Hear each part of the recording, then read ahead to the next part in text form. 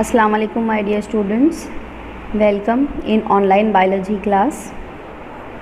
Hope you all are fine and well prepared with your content. As you all aware about that we have started with a new chapter and maximum part of this chapter we have completed. So today in this chapter plant water relation we are going to discuss the further part of the chapter. Last time we have discussed the mechanism of sugar transport through phloem.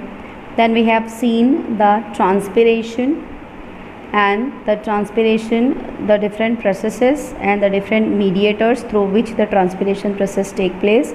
We have seen cuticular transpiration, we have completed lenticular transpiration, and we have seen the stomatal transpiration. And today we are going to discuss about the structure of stomata and the stomatal apparatus. In last lecture when we were discussing about the transpiration, so over there we have discussed one type of respiration that was the stomatal respiration. तो वहाँ पे मैंने आप लोगों को बताया था कि किस तरीके से स्टोमाटास के थ्रू रेस्पिरेशन का प्रोसेस कंप्लीट होता है. तो ये जो स्टोमाटास होते हैं वो lower lining of the leaf as well as the upper lining of the leaves इनकी पोजीशन होती है. एंड इसके जो डिफरेंट पोजीशंस है, जैसे कि इसके जो डिफरेंट ऑर्गन्स हैं उसके थ्रू ट्रांसपिरेशन का प्रोसेस कंप्लीट होता है. So today let's have talk about the stomatal apparatus. So the stomatal apparatus जो है वो कंप्लीट स्टोमाटा जो एक स्ट्रक्चर होता है. So it consist of various parts like stomatal pores, guard cells, subsidiary cells, and ये सारा मिलकर जो है वो स्टोमाटल अपैरेटस बनाते हैं. अगर हम लोग सिंपल स्ट्रक्चर ऑफ स्टोमाटा की बात करेंगे तो यहाँ पे एपिडर्मल सेल जो कि एपिडर्मिस होता है, लीफ का अपर पार्ट जो एपिडर्मिस है उसके नीचे जो है वहाँ पे सब्सिडरी सेल्स होते हैं जो स्टोमाटो को कवर करते हैं, जिसकी मदद से स्टोमाटा की फंक्शनिंग ईजी हो जाती है. एंड इन बिटवीन वहाँ पे स्टोमाटल पोर्स होती है जिसकी मदद से ट्रांसपिरेशन का प्रोसेस कंप्लीट होता है. You have also studied about the different exchange of gases कि किस तरीके से स्टोमाटा के थ्रू गैसेस का एक्सचेंज होता है, एज वेल एज वाटर भी जो है ट्रांसपिरेशन के प्रोसेस में स्टोमाटा से रिलीज़ किया जाता है. तो स्टोमाटा का जो बेसिक फंक्शन है, अगर हम लोग उसके मेन एलिमेंट्स की बात करेंगे तो गार्ड सेल्स वहाँ पे बहुत एक इम्पॉर्टेंट रोल प्ले करते हैं, और ये गार्ड सेल्स की ओपनिंग एंड क्लोजिंग की वजह से ही ट्रांसपिरेशन का प्रोसेस जो है वो कंप्लीट होता है. So stomatas are the minute elliptical pores bounded by two kidney, or it may be of dumbbell shape also, guard cells. Now guard cells is a type of epidermal tissue which may be called as modified epidermal parenchyma cells, because these are the different or specialized structure we can say that is giving protection to the guard cells of the stomata. The kidney shape, they are in kidney shape in dicotyledonous plant and dumbbell shape in grasses. ये plants की special features हैं कि monocot और dicot दोनों में different types of stomatas are present. So if you will talk about the monocot, so in monocot this kind of dumbbell shape stomata is present, जबकि हम लोगों ने जो किडनी शेप स्टोमाटा देखें that is the special feature of dicot. So इस तरीके से जो है सेम जो फीचर्स होते हैं वैसे ही यहाँ पे मोनोकॉट में भी होता है. When stomata will open and close, same type में वहाँ पे respiration and exchange of gases, this process will take place. But there are certain exceptional cases such as cyperus. ये एक ऐसा प्लांट है जिसके अंदर किडनी शेप और डम्बल शेप दोनों शेप्स के गार्ड सेल्स इसमें प्रेजेंट होते हैं, and simultaneously both are working, and based on the situation और एनवायरमेंटल कंडीशन ये दोनों शेप के जो गार्ड सेल्स हैं वो काम करते हैं. Now if we will talk about basically guard cells, so guard cells are living nucleated cell with unevenly thick walls. Inner wall, that is wall facing stomata of guard cell, is thick and inelastic, and its lateral wall is thin and elastic. तो ये elasticity की जो property होती है वो basically आती है उसके ऊपर जो पोटेशियम आयंस आकर जब चिपक जाते हैं in the process of transpiration. तो ट्रांसपिरेशन के प्रोसेस में जब प्रोसेस ऑफ आयंस आके potassium ions as well as chlorine ions जब आके ये एलिमेंट्स उसके ऊपर बैठते हैं तो उसके बाद उसकी फंक्शनिंग स्टार्ट हो जाती है. इट मीन्स वहाँ पे उसके अंदर इतनी इलास्टिसिटी होती है कि इस इलास्टिसिटी की वजह से उसको automatic opening and closing possible हो पाती है. So they are having the ability to change their size and form due to which stomata opens, जिसको वाइडन्स और क्लोज यानी कि नैरो पोजिशन और वाइडन्स पोजिशन इसकी यहाँ पे हम लोग बोल सके हैं. So that is only possible because of the elasticity property of guard cells. But basically अगर हम लोग बात करेंगे स्टोमाटा की पोजीशन की कि एक्चुअली स्टोमाटा प्रेजेंट कहाँ होता है, तो जो लीफ का स्ट्रक्चर होता है and among that leaf structure cuticle जो उसका म्यूसोफिल पार्ट है, वो म्यूसोफिल पार्ट में upper side and lower side both epidermis layers is present and in that cuticle वहाँ पे बीच में स्मॉल पोर्स मौजूद होती है और we can say that openings are there and that openings allowing the exchange of gases and water from in and out of the plant. तो इस तरीके से यहाँ पे जो ये ओपनिंग है यही एक्चुअली स्टोमाटा है. तो ये stomatas are meant for the gases exchange as well as for the process of transpiration. तो यहाँ पे they are followed by the presence of guard cell and with the presence of this guard cell जो stomatas होती है वो अपनी position change कर सकती है. It means it can open as well as it can close for the exchange of gases as well as for water. Now if we will talk about a stomata, so it is an elliptical pore formed due to specific arrangement of guard cell. Basically जो position है stomata की वो सिर्फ और सिर्फ guard cells की वजह से होती है. It is through the stomata excess water is loss in the form of vapour. तो यहाँ पे स्टोमाटा की ही वजह से ट्रांसपीरेशन का एक्चुअल जो प्रोसेस है वो कंप्लीट होता है एंड जो भी एक्सेस वाटर रूट्स के थ्रू एब्जॉर्ब हो जाता है उसको सक्शन प्रेशर के थ्रू ट्रांसपीरेशन के प्रोसेस में एनवायरनमेंट में फिर से रिलीज कर दिया जाता है. तो ये बहुत ही इंपॉर्टेंट रोल प्ले करती हैं प्लांट लाइफ में. Next if you will talk about the accessory cells, so these are the specialized epidermal cells surrounding the guard cells. यहाँ पे उसकी प्रोटेक्शन के लिए गार्ड सेल्स की प्रोटेक्शन के लिए accessory cells are very important and their numbers is variable and they are the reservoirs of potassium ions. so यहाँ पे जैसे कि मैंने आपको बताया कि पोटेशियम आयंस आके गार्ड सेल्स के ऊपर स्टिक हो जाते हैं एंड उसके बाद वहाँ पे जो है वो गार्ड सेल्स की ओपनिंग एंड क्लोजिंग का प्रोसेस स्टार्ट हो जाता है. तो we can say the potassium ions are having very crucial role in the functioning of the guard cells. So they are also called as subsidiary cells. Accessory cells are also called as subsidiary cells because these are meant for protection as well as the functioning of the guard cells. Now next if we will talk about the opening and closing of stomata, तो opening and closing of stomata जैसे कि मैंने आपको बताया ये एक process ऐसा है जो टोटली गार्ड सेल्स उसको कंट्रोल करते हैं. So opening and closing of stomata is control by turgor pressure of the guard cells. हम इससे पहले टर्गर प्रेशर पढ़ चुके हैं. So let's have a detail look on the process of opening and closing of stomata.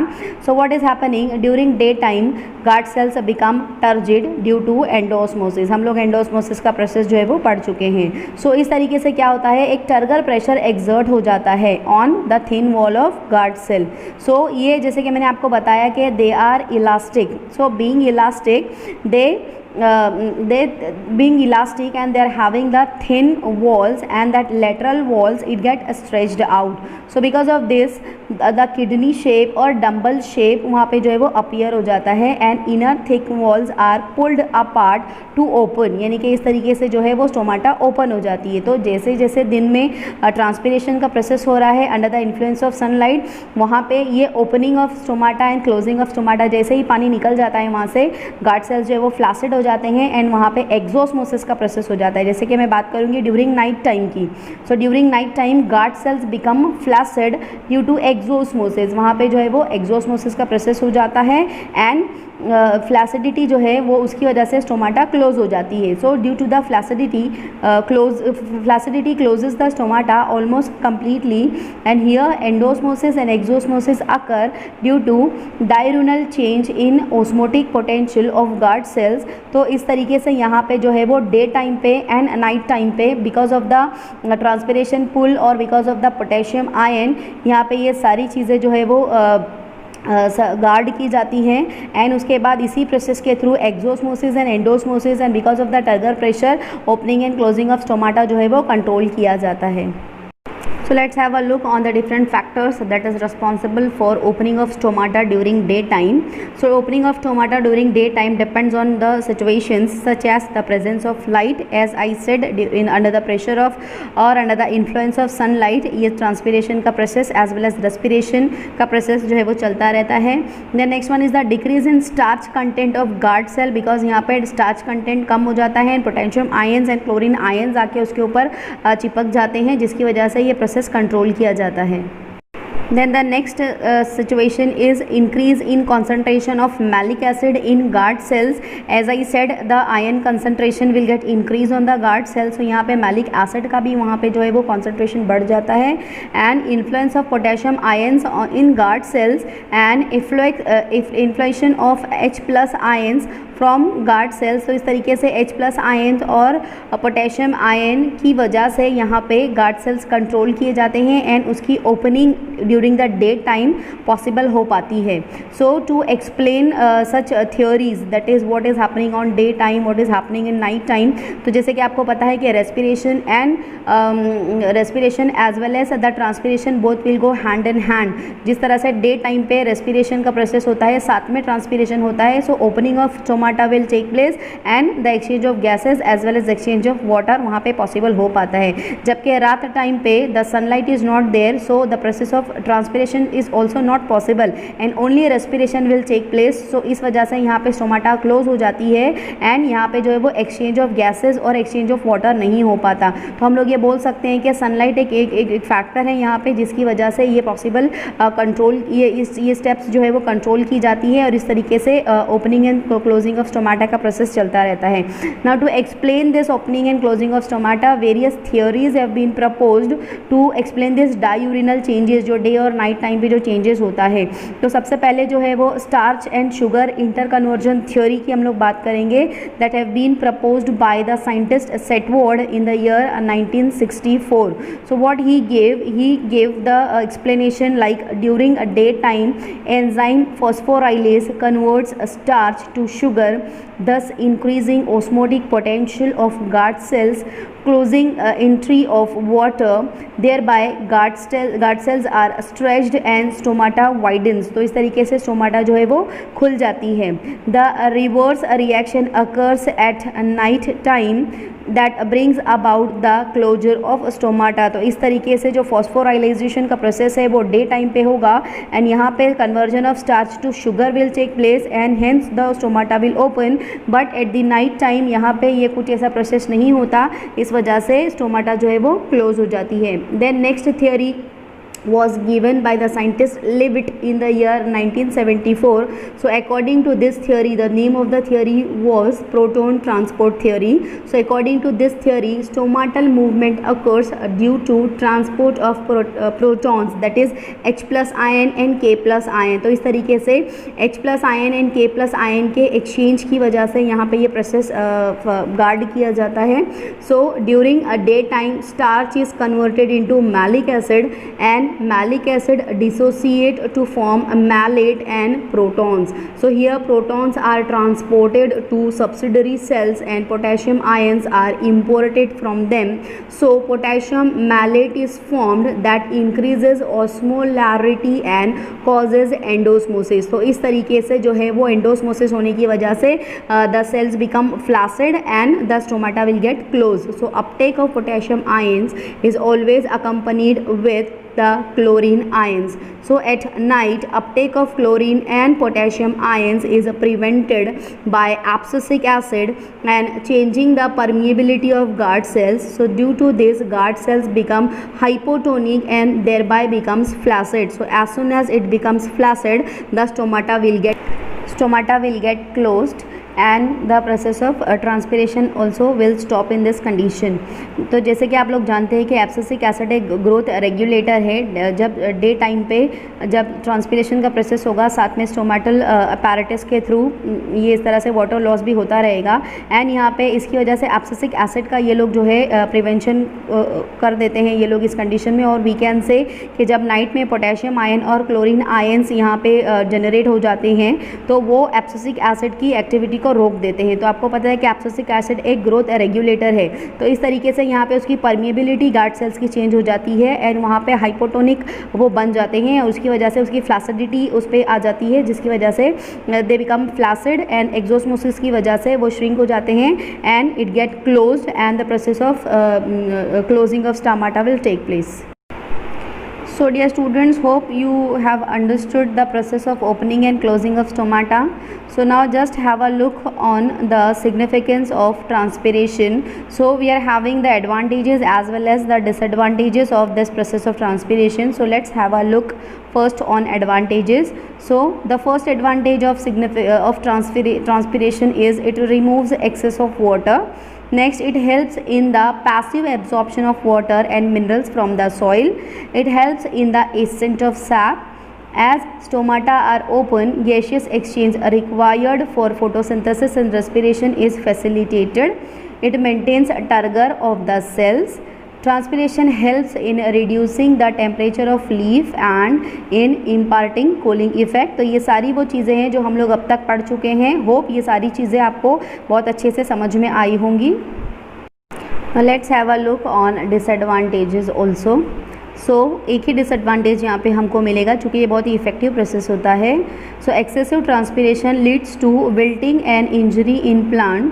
So it may also leads to the death of the plant. जब बहुत ज़्यादा पानी लॉस हो जाता है प्लांट के थ्रू तो वहाँ पे विल्टिंग होने लगती है और द लीव्स में become yellow and automatically leaves जो है वो प्लांट से टूट कर गिरना शुरू हो जाते हैं. And this injury if leads to the excess we can say, तो it may cause the death of the plant also. For stomatal transpiration to occur, stomata must remain open during day time. आपको पता है कि जैसे ही day time में sunrise पड़ती है प्लांट के ऊपर, स्टोमाटा विल गेट ओपन. तो स्टोमाटल ट्रांसपिरेशन के लिए बहुत ही इंपॉर्टेंट फैक्टर होता है. And when stomata are open then only the gaseous exchange needed for respiration and photosynthesis will take place. If stomatal transpiration stop it will directly affect productivity of plant through the loss of photosynthesis and respiratory activity. So as I told you further that respiration and transpiration both will go hand in hand. जहाँ पे loss of water हो रहा है वहीं पे exchange of gases भी हो रहा है, जिसको हम लोग फोटोसिंथेसिस का प्रोसेस बोलते हैं. तो ट्रांसपिरेशन में और with the help of stomata ये दो प्रोसेस दोनों एक साथ चलते हैं. एक तरह से ट्रांसपिरेशन का प्रोसेस होता है, दूसरी तरह से गैसियस एक्सचेंज होता है ड्यूरिंग डे टाइम पे. तो गैसियस एक्सचेंज होने के लिए एज वेल एज ट्रांसपिरेशन के लिए स्टोमाटा का ओपन होना बहुत ज़रूरी है. तो इसीलिए हम लोग बोल सकते हैं कि अगर ये काम बंद हो जाए तो सीधा सीधा प्लांट की प्रोडक्टिविटी के ऊपर असर इसका आएगा. तो हम लोग यहाँ पे बोल सकते हैं कि प्रोडक्टिविटी को मेंटेन रखने के लिए, प्लांट की लाइफ को और प्लांट की हेल्थ को मेंटेन रखने के लिए जो ये प्रोसेस है ये बहुत ही इम्पॉर्टेंट प्रोसेस है. सो hence for productivity stomata must remain open and consequently transpiration cannot be avoided. So hence Curtis, that is in the year 1922, a scientist has gave one what we can say एक important उसने उसके लिए concept दिया और phenomena दिया. Also he had regarded transpiration as a necessary evil, यानी कि इसके बगैर जो है वो प्लांट लाइफ अधूरी है. अगर ये स्टोमाटल ट्रांसपिरेशन हो रहा है तो ही प्लांट अपनी लाइफ जो है वो स्मूथली स्पेंड कर पाते हैं. So that is the reason he regarded the process of transpiration as a necessary evil.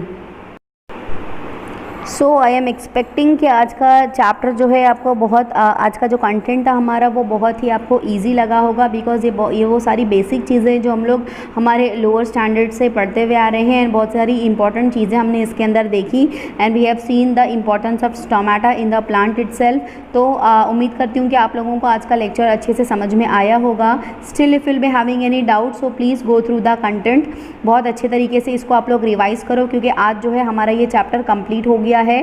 Today I have completed the entire chapter of this plant water relation. So you please go through the content thoroughly. बहुत अच्छे से इसको आप लोग read करना and फिर भी अगर कोई डाउट आपका रहता है तो you can contact me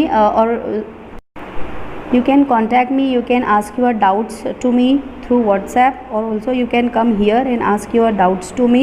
So revise the content thoroughly, try to corelate it with your text book.